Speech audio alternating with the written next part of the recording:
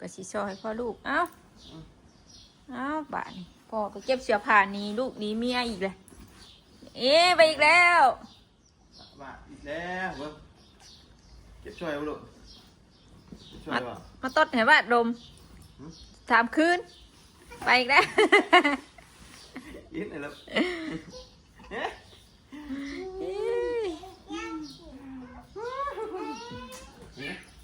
ใช่พ่อระบ่นเพื่อนหน่อย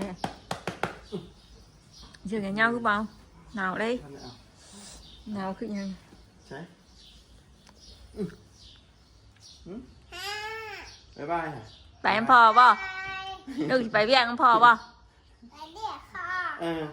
หาเงินในลายเด้อไม่จอยเด้อโอเคเสร็จแล้วอ่ะ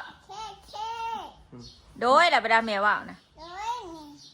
โดยนี่อันนี้ลูกจะไปน้ำพอป่ะโดยใช่ไปเรียกพ่อไปหาเงินป่ะไปเงินดาบุก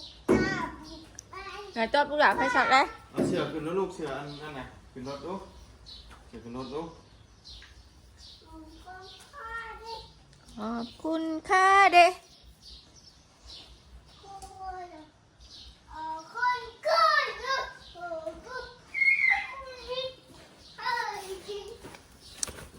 เสื้อผ้าบ้านสิไปได้บัดนี้นะ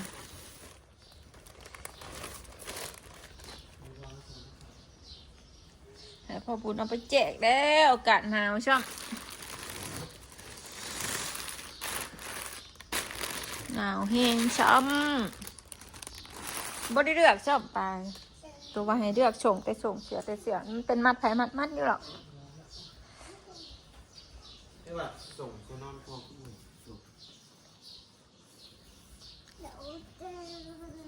แม่น่ะเสือแขนยาวบ่นะนี่เด้นี่นะตัวนี้ก็สีดำมันหนาวมันบ่ค่อยมินหรอกที่พอใส่กระไปกระมาดิ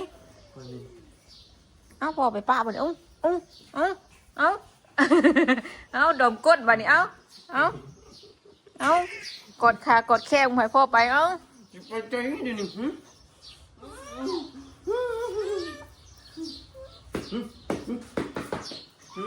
มึงบาดตัวมึงพอเลยมึง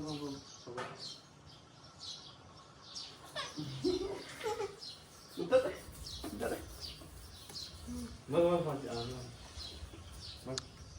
มึงขอถอยรถก่อน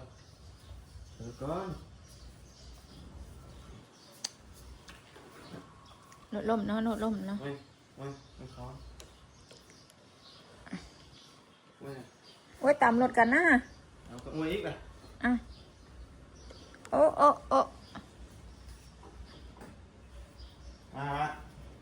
อย่าเฮ็ดลูกอย่าเฮ็ด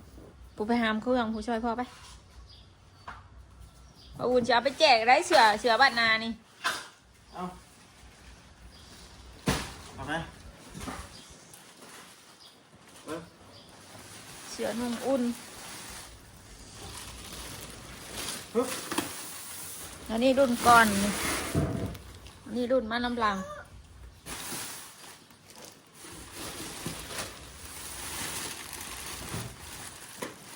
มัดดีๆนะถุงนะ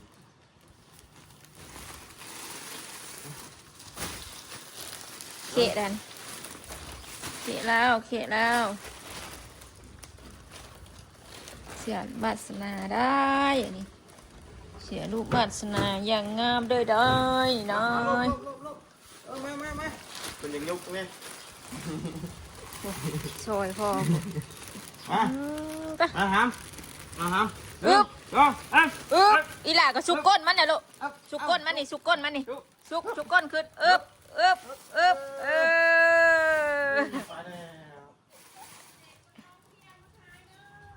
มาซื้อกระป๋องเบียร์เซ่บ่มีกระป๋องเบียร์ค่ะบ่มีมาเลยใส่เกือบมาไหมลูกโรยแหละลูกแต่เฮ้อแทนนะมัดถุงกันดูนี่ถุงอยากขาดวันไหน ไปใช่ลูกนะ เพิ่นจับไปขายได้อลูก เห็นว่าคนมาชื่อเล็กน้อยอ่ะเห็นมาชื่อเล็กน้อยนะ ห้ามอย่าช่อยพอ เอาขึ้น อึบพี่อีหล่ะยุกก้นมันนี่ยุกก้นมันนี่ยุกก้นมันนี่อึบไปแล้วเสือวัดไปแล้ว เสือวัดนาไปแล้ว อ่ะ ไฮไฟ ใจเกิดอุตสร้างมั้ย มาพี่เด้อลูกมาพี่เด้อเพิ่นจับนะฮะ ไว้พี่มาล่างที่มือนะมาเลย อย่าดิ้นน้ำลูกมือนะมานะแม่เอาลูกไม่พอเสือเปียกอาหารหนาวใช่ไหม ไปลูกไปเฮ้ยยังดิวิ่งนั่งรถไปอยู่นะล่างไหมมันเปียกเปียกเปียก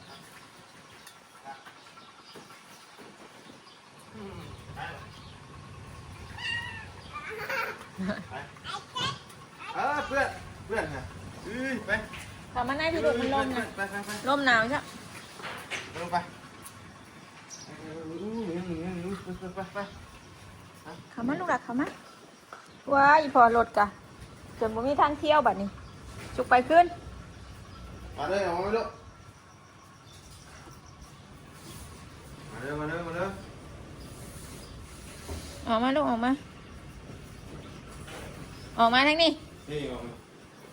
เอาออกมาให้พ่อเอาทางออกมาเกิดมาดิเกิดลูกเนี่ยตรงนี้เหรอ ทุงมันแก๊สโตนแล้ว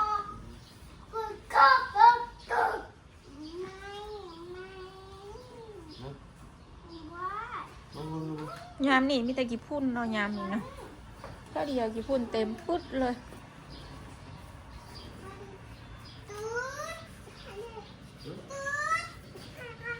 ซื้อนี่มาขังนก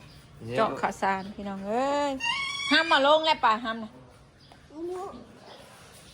บดินน้ำเลยลูกตรงหน้าแรงจะมีเงินที่ซื้อตู้เสื้อผ้ามาตั้งนี่ก่อนหน่วยหนึ่งจะมีเงินได้โหลด6อยู่หยะอยู่ เนี่ยเป็นกระดาษชักหนาดึงดา ชื่อหนึ่งบิดหนึ่งดิ เรื่องขอไปเลย พอวาดสิไปเลยได้พอวาดสิไปปะเด้อมันนี้เด้ออีหล่ะอย่าให้เด้อเอาลุกขึ้นนะแม่ไปสิข้านเอานะไปสิข้านนะนอนกับ6ปันเนี่ย ไปแล้วบายจุ๊บมาก่อน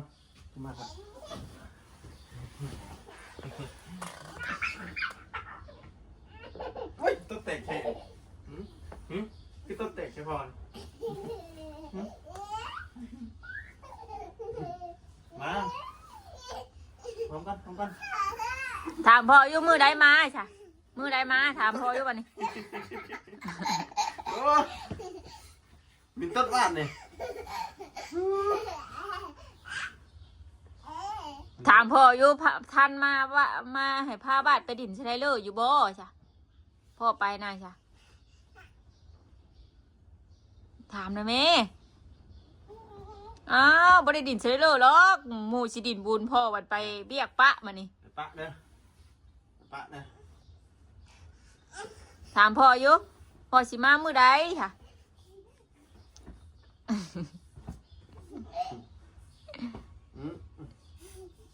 อย่าเฮ็ดพ่อลูกไผสิเฮ็ดพ่อนั่นเนอ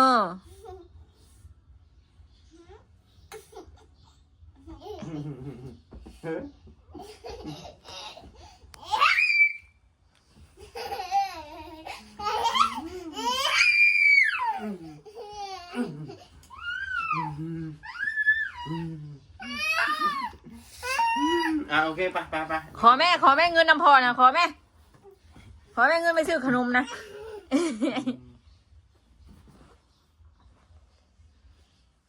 ใช้กระแตบบ้านนะเอาอย่าเฮ็ดพ่อนั่นลูกไผสิเฮ็ดนั่นน่ะ เสียเคินว่าอะไร นี่ แน่ อย่างเงี้ยอย่างเงี้ยใช่อย่างเงี้ยไปไป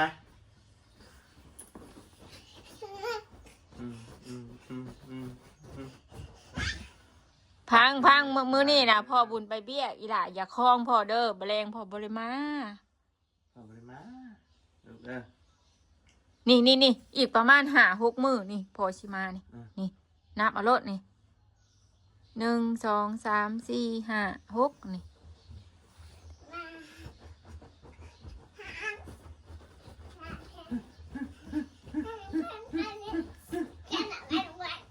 จุมาพอนะแม่จุมานะแม่พอไปป้าละค่ะ เอาจุมากันเอาไหม เอาละแม่เอาละแม่มาเลยตามมาตาแตกแล้วจ้ะบอกบุญตาแตกแล้วจ้างนะ โอ้ยเจ็บเลยล่ะ เพราะว่าเมืองแม่ลูกตามตาพ่อแตกแล้วจ้างนะ น้ำปลาเอาพอนะไหม เปล่าพ่อได้ลูกเช็ดบาทนี่ไปบ่ได้ช่ำบาทนี่ ปลาพอนะไหม เปล่าแล้วนะแม่ ปลาก่อนปลาก่อน ฮู้ใช่หรอ ไม่เอาปลาพอเลยฮะ เปล่าแล้วแม่ลูก ไหน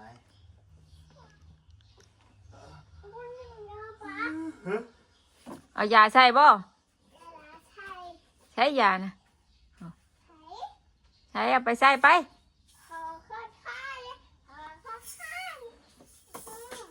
ไป ไปไป สิเอายาใส่ให้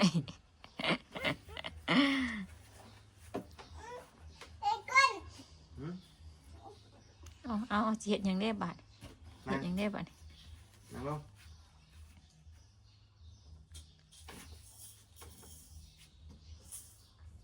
ไปละไปพี่น้องไปก่อนไปละไปลูกไปก็ไปเลยเด้อไปไปก่อนช่วยแม่ก่อนสอดปูดข้างล่างคือเก่าเอาปนี้เอาพ่อกับสิไปบาทลูกก็ใส่เกือบกับปะทึกบาทก็โอ้จอยเจ็บตีนลูกด่า ลูกไปไหน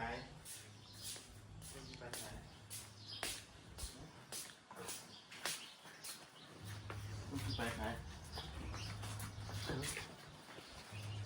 โอ้เกือบหมดก็ได้ใช้ตัวเลย ใส่ถุง10แม่นดิ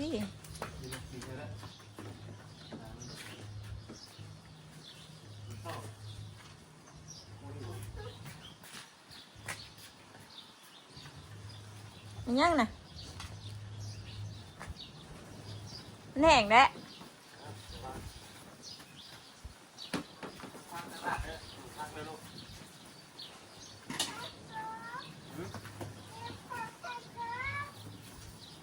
ใช่แล้วพอใช่อยู่ โอ้แต่งตัวแล้วหล่อแล้วบ่มาแล้วค่ะ นะเบิ้งข้าวก่อนอย่าเบิ้งกินข้าวก่อนเบิ้งมีถุงข้าวไง ใส่ถุงเท้าเลย ดึงมาก พอใส่ถุงเท้าก่อนฮะ ดึงมากขาดมา เอาไปใส่นะ พี่พอใช่แล้วนี่ เอามาได้ไหมใส่สิหรอกเนี่ยอำเล่าจังดีแล้วเถ่าก่อนยังใส่แล้ว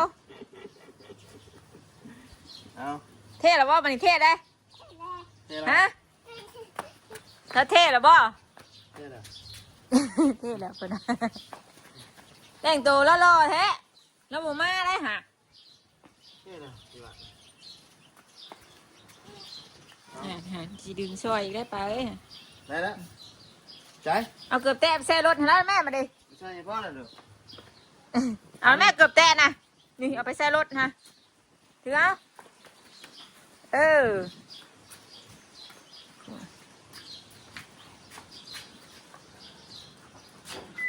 นี่ไว้มานี่พ่อเพิ่ง พ่อจะเอาเบาขึ้นก่อน อัด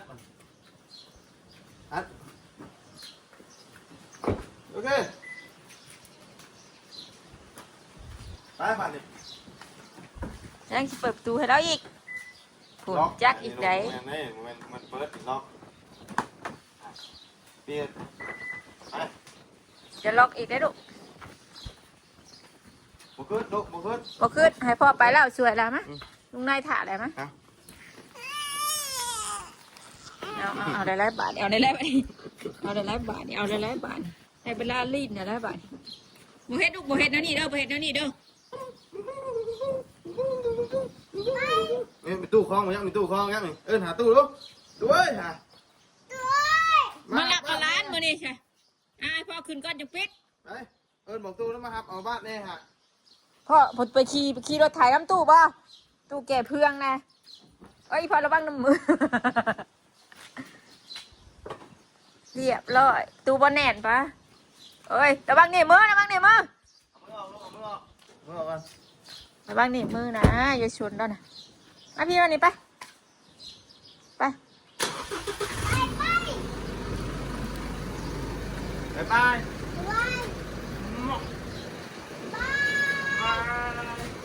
งัวเดี๋ยวแม่ ไป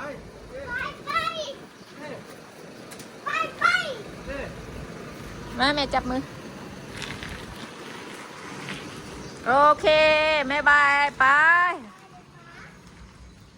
เดินทางปลอดภัยเด้อบอกพ่อนะแม่รถปลาเงี้ยวรถพ่อเงี้ยว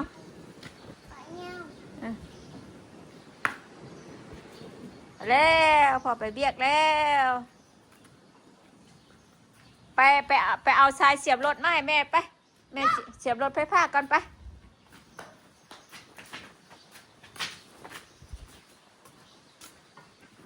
โอ้อะไรบ้างลูกโอ้รถจะคุมลมเนาะเอาออกมาลูกออกมาอะไรบ้าง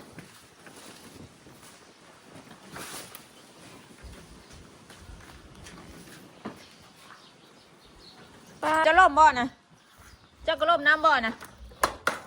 มันเพศอ่ะบดินเจ็บบ่ไปลูกไปป้าขึ้นท้องปะ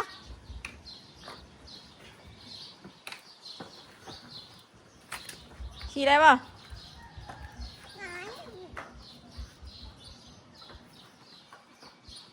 เดี๋ยวตอนแรกข่าวบงพักลูกคือเห็ดนั่นนะลูกคือเห็ดนั่นนะบอกลูกคือเห็ดในนี่นี่นะมันลงยากปานนั่นผุดดิบอกลูกลงยากปานนั่นผุดนะ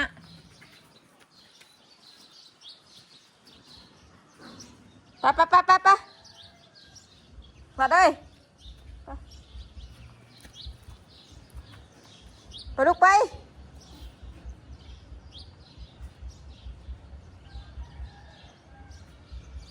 วัดอย่าดินขี้ดินแม่ว่านะไปเด้อแม่ไปป้านะหนาว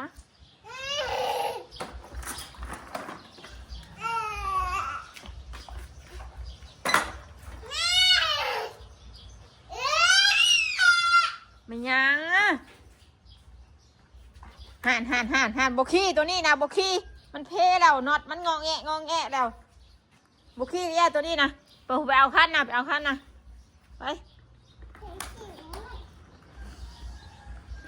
ั้นตัวนั้นไปขี่มาขี่มาเบิ้งแม่ไปเบิ้งชาวเบิ้งเฮ็ดบดนี่ไม่แม่ก็เห็นเฮ็ดบดน้ำตลาดลายแท้เบิ้งแม่ไปเบิ้งน้ำพุน้ำหนองบ่ชุบเอาลงมาหน่อยแม่ มันเพอะไรเบิ้งแน่ตีนมันแปรน่ะข้างนี้นะนี่ตีนมันแปรนี่ขี่บ่ได้นี่นะเง่งข้างนี้ขี่ได้บ่เอาขี่มาสั่นขี่มา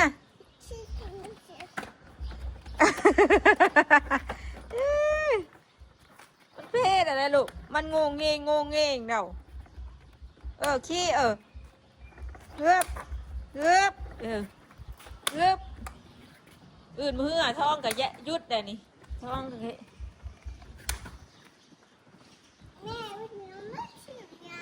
ใช่ใครชิได้ทีมยังมากี่หินมาได้แม่ยังเจ็บตีนนี่ ไปแก้มาเกือบพอจะไปพูนะเกือบดาวเทียมนะมาปุยคาบไปนะ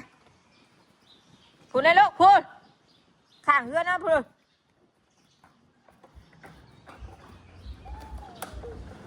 เทศสิพาล่มแต่แทบบานนี้เอ้า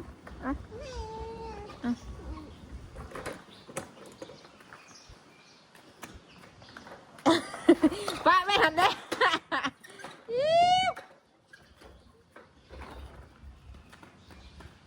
เห็นว่าเกือบพอจ้ะนะมานี่ครับมาหามีบ่วงพร้อมนะแกมาบ่วงนี่ไม่ไปตักขี้ดินนี่เอาละ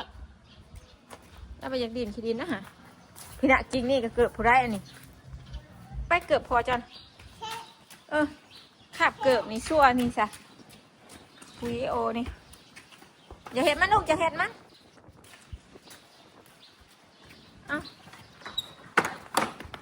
ถือเอาคิงเดียวพอแต่เกือบพอฮะน่ะอันนั้นหมอเอาน่ะจะเกือบภัยนะทิมตัวนี้จะเกือบผู้ใดไปขี้ขึ้นไม่จำเลยนี่ไปไปโอ้ยขี่เป็นนะเล่นดีนะเก่งมันแหลดบ่โอ้ยไปนะแม่โอ้ยผู้ได้แงกไปพุ่นแงกพุ่น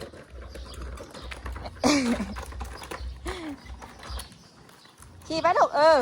ปั่นโมเป็นบ่ปั่นโมไล่บ่ปั่นเดี๋ยวแม่มีเงินก่อนแม่ซื้อรถถีบหน่อยให้เด้ออย่ายังขี่เป็นเด้อซื้อรถถีบหน่อยรถบาทเอาแม่จับให้เอาลงมาเกือบพอจะได้กิ่งหนึ่งจักไปทั้งหลายกิ่งหนึ่งหอดเห็นจักเป็นชิค่าไปไหวใช่ไปกินแม่ปะกินแม่ปะ ไม่ขี้แม่บ่แม่ห่านลมจะได้เองนะพ่อลมมันไหลไปเองมันแหละขี่ชั้นนั่นแหละแม่ว่านะขี่ง่ายไม่ขี้ตัวนั้น โอเคแล้วแม่ไม่อยากขี่แม่งงแงกกัน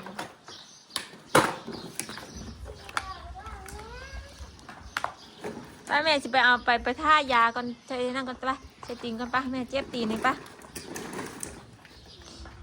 ไปสนอปลาลุงนอคลิปนี้กับไปแล้วขอบคุณหลายๆที่เข้ามารับชมเด้อปลาลุงเลยเนาะตามป้าจอยตั้งแต่ตลอดมาเนาะขอบคุณหลายๆเด้อเนาะคลิปนี้กับไปแล้วกล่าวคำบายสบายดีบรรยากาศเย็นๆพี่น้องเนาะ